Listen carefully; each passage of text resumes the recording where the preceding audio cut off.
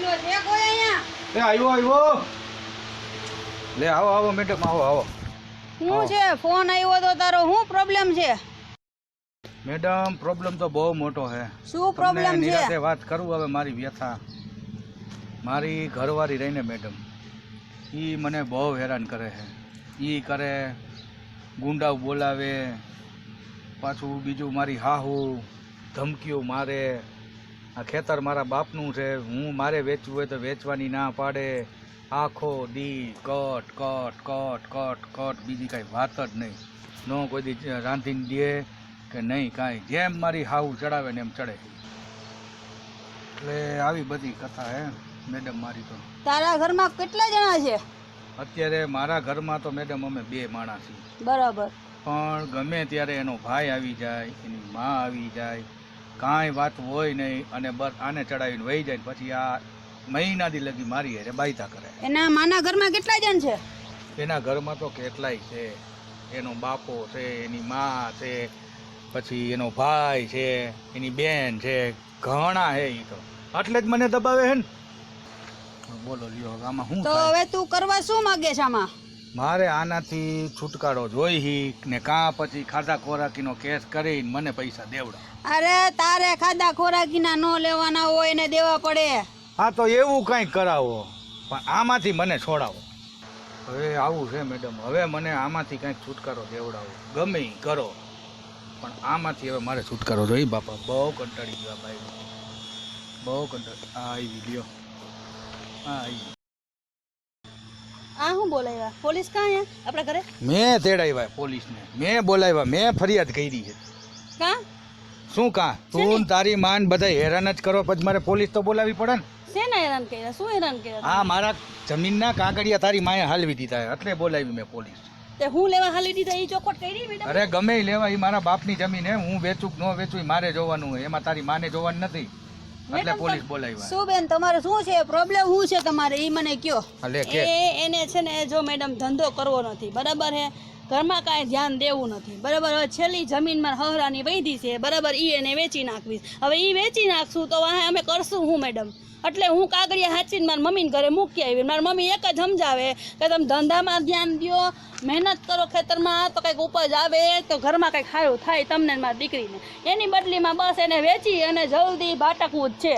તો તમારા ઘરના પ્રોબ્લેમ તમારે ઘરમાં સૂઝલા હોય, આ તમે અહીંયા ફરિયાદ કરવા ઝઘડો આવે તો મારે તપાસ કરવી પડે ને, ઇન્કવાયરી કરવી પડે તમારી. હવે મેડમ હું આખી વાત કરું કે આ બે છે ને, અત્યારે એને શું કીધું કે આ કમાતો નથી, કામે જાતો નથી. આપણે કમાવા હાટું પૈસા તો જોઈ ને, કે ન જોઈ? કાંઈક ધંધો કરી એના હાટું પૈસા જોઈ ને. તો મેં શું કીધું કે આ આપણે જમીન વેચી નાખી, સિટીમાં વહી જાય, અહીંયા મકાન લઈ લઈ અને ગમે કાંઈક ધંધો કરી નાખી. તો મેં એમાં શું ખોટું કીધું? લ્યો કયો. હા, નહીં તો ખબર છે ને સરકારના નિયમ શું બોલે, લેડીઝ ઉપર હાથ ન ઉપાડાય. અરે પણ હું ક્યાં હાથ ઉપાડું? આ માં દીકરી થઈને મને મારે છે. હા, લેડીઝ મારે ક્યાં હાથ ઉપાડવાની જરૂર જ છે? પણ મેડમ અમારે જો ઘણો અમારી પાસે દાગીનો એટલો હતો, બરાબર, ઈ વેચાઈ ગયો, બરાબર, રૂપિયા એટલા હતા ઈ વેચાઈ ગયા, બરાબર. હવે મારું કહેવાનું એટલું છે કે તમે ખેતરમાં ધ્યાન દો, બરાબર, તો ઉપજ આવે. હરખી રીતના ધ્યાન દઈને ખેતીવાડી કરે તો કાલ સવારે સારું થઈ જાય. જરૂરી તો નથી આ બધા હું ખેડૂતો બધા જમીન વેચીને હું આગળ આવતા છે, જમીનમાં કામ કરીને આગળ આવે. આ તમારા ઘરનો પ્રોબ્લેમ છે જગલા, આ ઘરમાં પતાવાય, આ બધું પોલીસ સ્ટેશન ન લઈ આવાય. કામ કરવું કે શાંતિથી કામ કરાય અને ઘર હલાવાય. અરે મેડમ, હું પીડિત પતિ છું, પીડિત પતિ. આ પત્નીથી હું કંટાળ્યો છું, હું પીડિત છું, પીડિત. આ જગ્યાએ જો હમણાં એને ફરિયાદ કરી હોત તો મને કેમ ધોકા મારીને લઈ જાત? તો મારું કાંઈ સાંભળત? તો મારું કોણ સાંભળે અત્યારે? આ મેં ફરિયાદ કરી તોય. આપણે શાંતિથી ઘરનું કામ કરાય અને શાંતિથી ઘર હલાવાય. આ ઘરના ડખા ઘરમાં જ પતાવાય. અહીંયા આ પોલીસ સ્ટેશન લઈ આવો. તમારા સારું લાગે? 2 માણસ છો તમે, ઘરની વાત ઘરમાં રખાય, પોલીસ સ્ટેશન સુધી ન પહોંચાડાય. જગલા ખબર પડે તને કાંઈ? અત્યાર લગી મેં ક્યાંય વાત, અત્યાર લગી મેં કોઈ દી ફરિયાદ કરી, પણ હવે હદ થઈ ગઈ છે. હવે આ 2 માં દીકરી થઈને અને મને કેવું દીકનો હે ને મારીને દાટી દે, ખબર નહીં પડે. પછી તમે કૂતરા લઈને આવશો આમ શોધવા કે ક્યાં ડાયટો છે, તોય નહીં મળું. આ બધા છે ને એવા છે. એટલે મારે ફરિયાદ કરવી પડી. પણ ઘરમાં ધ્યાન ન દ્યો, ખેતીવાડીમાં ધ્યાન ન દ્યો, હરે ફરેને જીવ હોય દાગીના વેચી નાખ્યા, ઘરના ઠોસરા વેચી નાખ્યા, રૂપિયા હતા એ બાપાના જેટલા બધા હતા બાપા મૂકીને ગયા હતા એ વેચી નાખ્યા. હવે ખેતર એ તમને વેચવા દો કાલ સવારે મારે તો ઉપાધિ થાય ને. તારી પાસે બીજી કઈ છે વાત? આ વાત સિવાય શું બીજી વાત? એક શું જ કરવી? વાત બસ આ બીજી કઈ તે કોઈ વાત કરી? તમે જે કરવું હોય કરો. કાગળિયા તો આજે નહીં મળે, કાલે નહીં મળે, જમીન આજે નહીં વેચે. સાંભળો ને. મેડમ જો શાંતિ મેડમ શાંતિ શાંતિ ઘરમાં આયા વાત હું અહીંયા ઊભો છું મારી સામે તમે લોકો ઝઘડા કરો છો તમને સમજમાં નથી આવતું હું અહીંયા સામે છું એમ મેડમ મારો કઈ વાક વચ કયો તમે જો ને તમારી સામે કેવી બરાડું પાડે છે. હું બરાડ પાડીને બોલ્યો હોય તો મને કયો લ્યો હા તો હું તો- કેટલો પીડિત છું એ તમે આમાંથી સમજો, તમે તારણ કાઢો. જો જગલા ઘરની વાત ઘરમાં જ રખાય અમારા પાસે આવશે ને તો હું કોઈ નહીં જોઉં કે પીડિત છે કે કોણ છે. ખબર છે ને અત્યારે મહિલાનું વધારે છે. ફર્સ્ટ મહિલા ફર્સ્ટ.